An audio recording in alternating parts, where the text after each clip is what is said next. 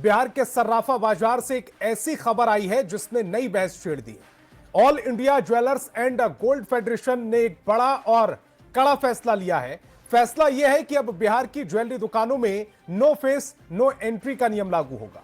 यानी अगर आप बुरके में हैं या घूंघट में हैं या आपने चेहरे को मास्क या मफलर या हेलमेट से ढक रखा है तो आपको दुकान में प्रवेश नहीं मिलेगा। 8 जनवरी यानी कि कल से यह नियम लागू हो रहा है।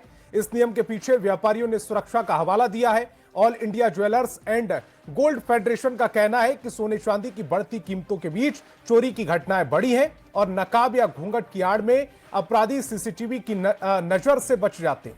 हालांकि सियासत इस मामले में दो पक्षों में बटी है। सत्ता पक्ष इस फैसले के समर्थन में है तो विपक्ष खासकर आरजेडी कांग्रेस इस फैसले की आलोचना कर रहे हैं और एक खास वर्ग को टारगेट करने की बात कर रहे हैं। लेकिन पहले सुनिए all India jewellers and gold federation के बिहार अध्यक्ष अशोक वर्मा का बयान, जिसमें वो बता रहे हैं कि बिहार में नो फेस नो एंट्री का नियम क्यों लागू किया गया है। हमारा वक्तव्य कल का था, उसमें बुर्का शब्द का प्रयोग किया है, जबकि हम लोगों ने बुर्का शब्द का कहीं कोई यूज नहीं किया है।